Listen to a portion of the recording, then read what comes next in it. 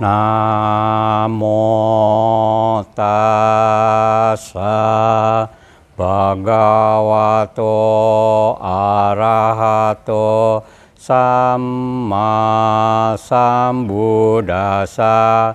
Namo tassa bhagavato arahato samma sambuddhassa.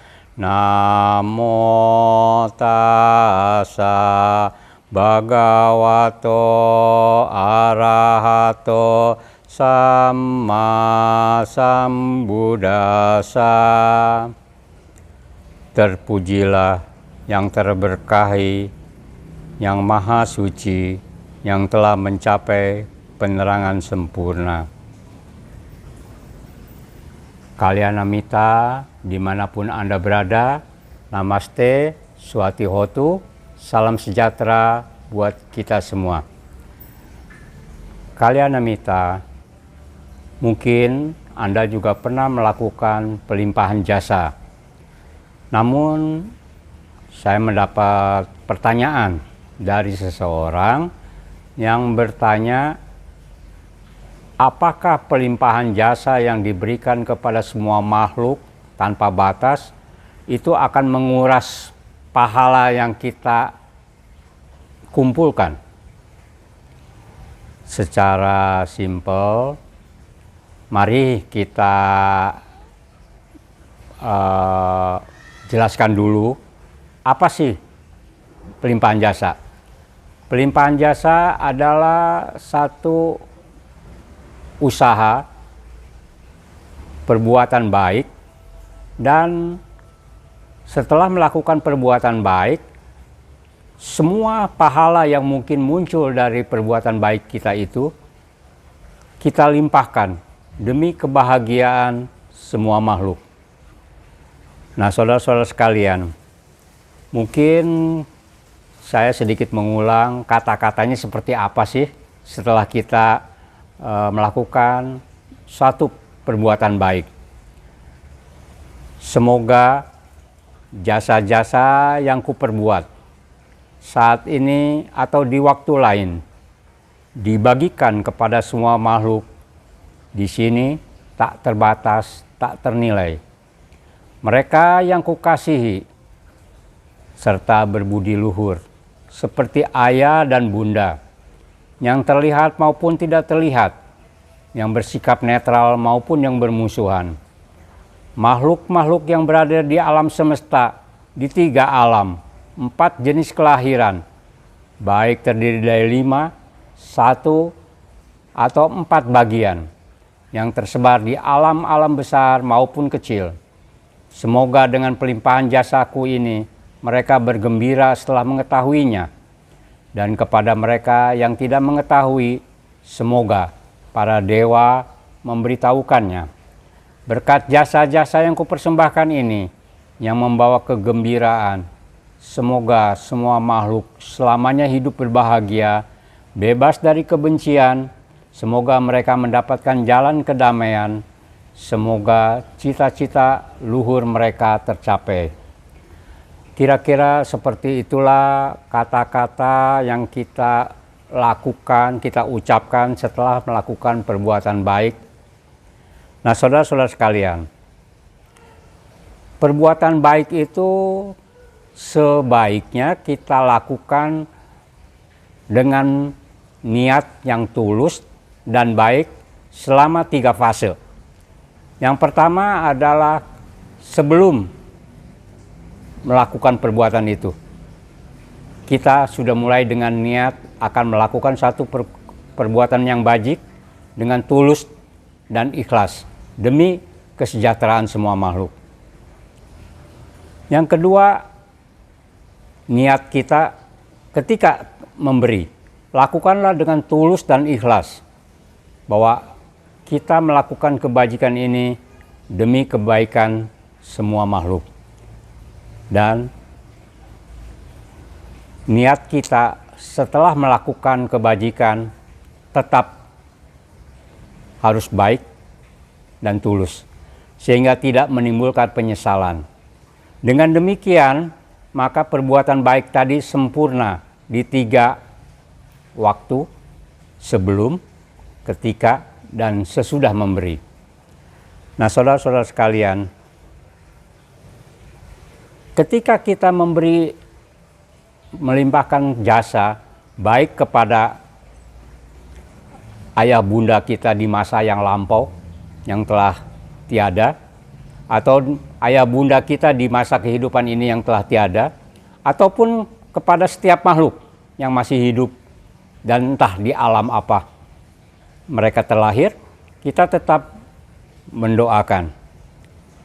Doa di dalam agama Buddha bukan minta-minta, tapi satu harapan yang baik demi kebaikan semua makhluk hidup. Dan di dalam Patidana, kita juga dalam pelimpahan jasa, kita juga memohon kepada para dewa. Apabila orang yang kita limpahkan jasa-jasa kita tidak mengetahui, tolong para dewa memberitahukan. Jadi di sini kita juga mengajak para dewa untuk bermudita cita, untuk ikut simpatik pada kebaikan. Nah, saudara-saudara sekalian, ketika ada orang yang berkata, pahala yang telah kita kumpulkan kenapa harus kita bagikan kepada semua makhluk? Padahal kita susah untuk mengumpulkan pahala kebajikan. Bukanlah hal yang mudah. Lalu kenapa kita sudah miliki, itu kita bagikan? Disinilah Buddha selalu menyatakan bahwa kita hendaknya jangan terpaku kepada pandangan ego yang kekal dan merasa memiliki segala sesuatu secara kekal. Kepemilikan kita temporer sifatnya. Jadi pahala yang kita lakukan juga jangan dilekati, lepaskan dia. Dan Patidana atau pelimpahan jasa tidak akan menguras pahala kebajikan Anda. Berbeda ketika Anda mentransfer uang melalui ATM, maka saldo di tabungan Anda akan berkurang. Tapi pelimpahan jasa bahkan menambah kebajikan baru. Nah, saudara-saudara sekalian, ketika orang melakukan puja, pelimpahan persembahan pelita, mengapa kita tidak melakukannya dengan lebih elit, lebih bermakna? Ketika malam kita berikan penerangan jalan di sekitar rumah kita, sehingga orang yang berlalu lalang merasakan manfaatnya. Nah, di sini padipa puja atau penerangan akan bermakna dan jauh lebih bermakna daripada hanya diletakkan di atas altar. Nah, itu salah satu contoh yang baik. Lakukanlah setiap Anda melakukan menyalakan lampu, semoga para pejalan kaki bisa menikmati penerangan yang saya berikan ini. Saudara-saudara sekalian, doa yang kita lakukan bagus, bukan jelek. Selama doa itu tulus dan bukan muncul dengan akusala mula cita. Bukan muncul karena keserakahan. Bukan muncul karena kebencian, bukan muncul karena kegelapan batin.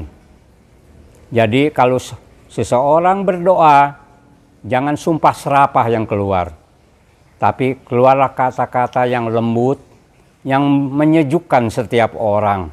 Sehingga doa tadi akan berubah dari satu harapan menjadi satu kesaksian. Pernyataan kebenaran. Jadi banyak orang sesuai dengan pepatah Sunda, saciduh metu saucap nyata. Apa yang dikatakannya selalu terbukti karena orang tadi bermoral baik, ya, sehingga ketika melakukan perbuatan bajik selalu menimbulkan hal-hal yang luar biasa. Dianggap mujizat, dianggap sakti. Padahal di dalam agama Buddha hal-hal yang disebut mujizat karena kita nggak mengetahui saja proses terjadinya mujizat tadi. Tapi begitu tahu, bukan lagi sesuatu mujizat. Contoh, mungkin kalau pada satu saat kita bertemu dengan satu masyarakat yang masih terbelakang, katakan, ketika menyalakan lilin mereka masih menyalakan api, masih menggosok-gosok batu atau kayu. Tiba-tiba kita datang dengan korek api dan kita berikan api dari korek api kita. Mungkin mereka menganggap, waduh, ini dewa api dari mana? Ya, mereka akan terkagum-kagum. Sekarang dengan kemajuan teknologi yang luar biasa, ya, apa yang dilakukan oleh para Brahmana di zaman dulu, mereka bisa berbicara jarak jauh, sekarang kita pun bisa. Mereka bisa menampakkan dirinya di dalam segala kondisi, di dalam banyak percakapan, kita pun bisa. Contohnya, video yang saya rekam ini bisa dibaca oleh banyak orang di berbagai negara, di berbagai tempat yang tak terbatas. Mungkin kalau ini terjadi pada zaman sebelum adanya handphone atau apa, adalah suatu keanehan. Tapi karena sekarang Anda sudah bisa memiliki dengan harga yang sangat murah, katakan, untuk bisa kita berhubungan satu sama lain, baik melalui gambar, audio, atau video. Sekarang sudah tersedia semua. Nah, saudara-saudara sekalian, apakah kita lebih sakti daripada Brahmana atau para petapa zaman dulu? Tidak. Dengan majunya teknologi, kita semakin mundur di dalam spiritual. Oleh karena itu, mulai dari sekarang manfaatkanlah teknologi dan jangan sampai mengorbankan spiritual kita. Kembali kepada Patidana, Anda jangan khawatir bahwa ketika kita melakukan pelimpahan jasa, lalu pahala kita akan terkuras habis. Hal itu tidak akan pernah terjadi. Sekali lagi, pelimpahan jasa yang kita lakukan akan menambah kebajikan baru dan akan menimbulkan pahala baru yang lebih bagus lagi, lebih baik lagi, dan lebih bermanfaat, baik bagi diri sendiri maupun bagi orang lain. Terima kasih atas perhatian Anda. Semoga Anda dimanapun berada senantiasa berbahagia. Sadu, sadu, sadu.